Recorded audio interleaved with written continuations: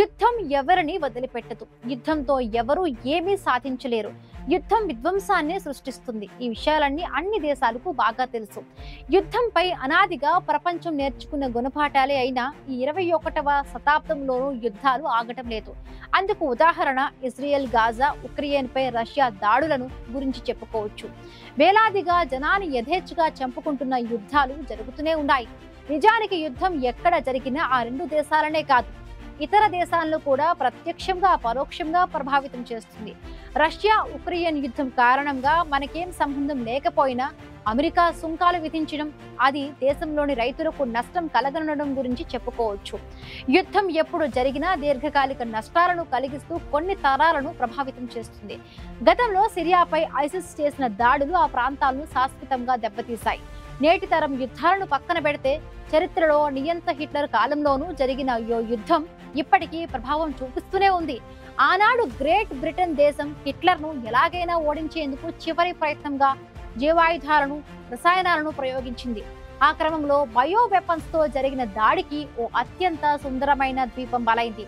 అప్పుడు అక్కడ ప్రయోగించిన ఆంథ్రాక్స్ రసాయనం కారణంగా 50 ఏళ్ల పాటు విషపూరితంగా మారిపోయింది.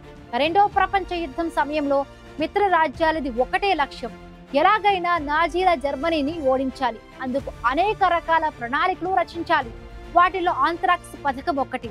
బయో వెపన్స్ లేదా జీవ ఆయుధాలను ఉపయోగించి నాజీ సైన్యాన్ని మట్టుబెట్టాలనుకున్నాయి. కానీ ఆ పథకం తిప్పికొట్టింది. స్కాట్లాండ్ లోని ఒక ద్వీపాన్ని పూర్తిగా విషపూరితం చేసింది. 5 దశాబ్దాల పాటు ఆ దీవిలోకి ఎవ్వరూ అడుగు పెట్టలేకపోయారు. ఒకప్పుడు పక్షులకు అభయారణ్యంగా వెలుగొందిన ఈ ద్వీపం అన్ని రకాల జీవులకు శాపంగా మారింది. అది ఒకప్పుడు జపాన్ పై జరిగిన హిరోషిమా, నాగసాకిలపై జరిగిన అణు యుద్ధానికి తీసిపోనంత నష్టం కలుగజేసింది.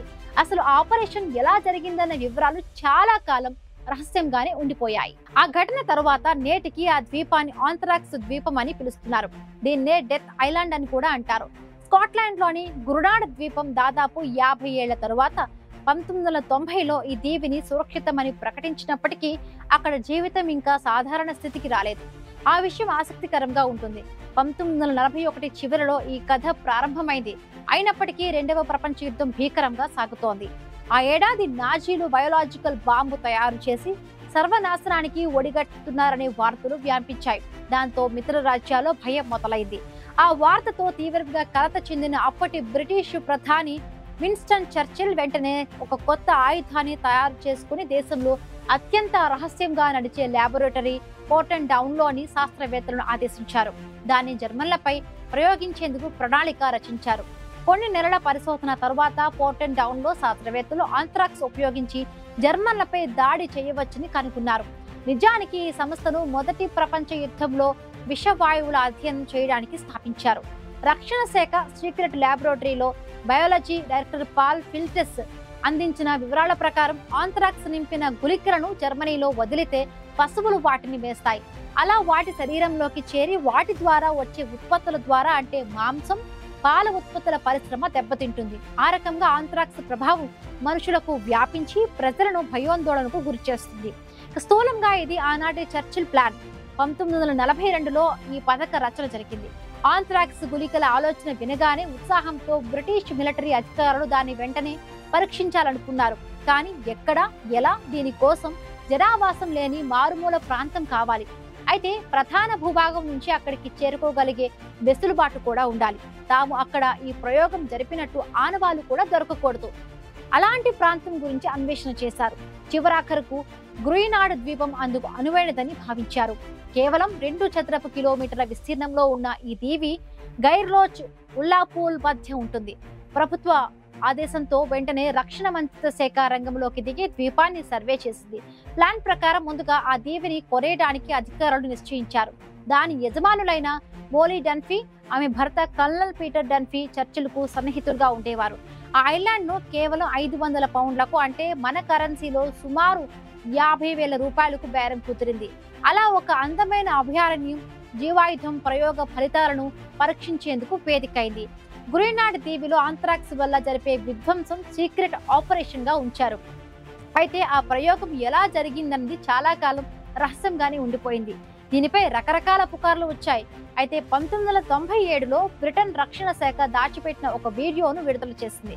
అంటే అప్పటిదాకా క్లాసిఫైడ్ గా ఉండిపోయిన ఆ వీడియోను డీక్లాసిఫై చేసిందన్నమాట.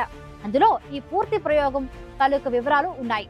ఆనాడు ఆ ద్వీపంలో ఏం జరిగింది, ఎలా జరిగింది, ప్రపంచం నివ్వెరపోయి చూసింది. ఆ దీవిలో ఆంథ్రాక్స్ ఒక ఆయుధంగా ఎలా పనిచేస్తుందో, దాని ప్రభావం ఎంత లోతుగా ఉంటుందో అధికారులు పరీక్షించాలని అనుకున్నారు.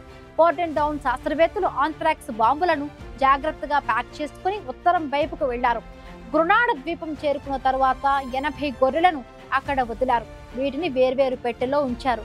ఆంథ్రాక్స్ పొగతో ఆ ప్రాంతాన్ని నింపారు. ఆ పొగ ఎంత విషపూరితమైనదంటే 3 రోజుల్లో గొర్రెలన్నీ చనిపోయాయి.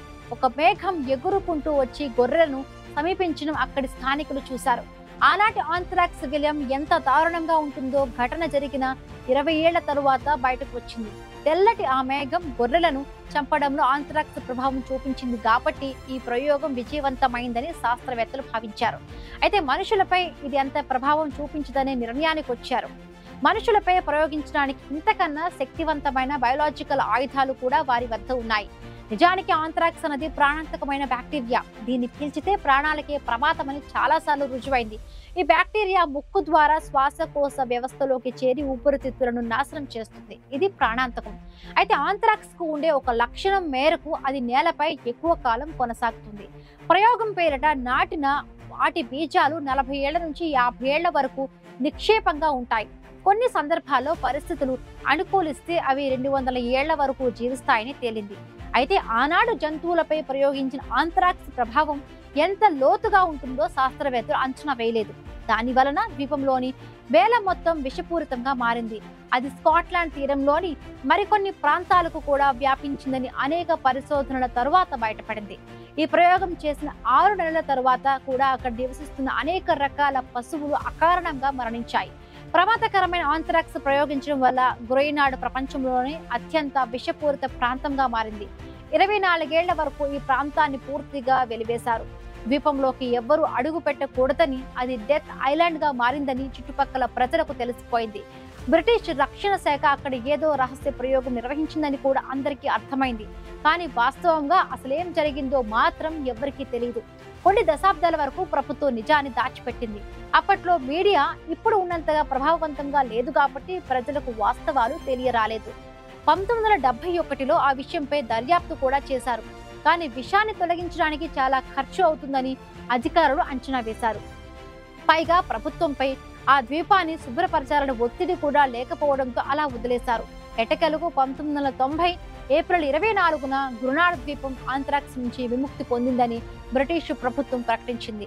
డార్క్ హార్వెస్ట్ లో సభ్యులెవరో, ఈ రహస్యాన్ని వెలుగులోకి తెచ్చింది ఎవరో కూడా ఇప్పటి వరకు బయటపడలేదు.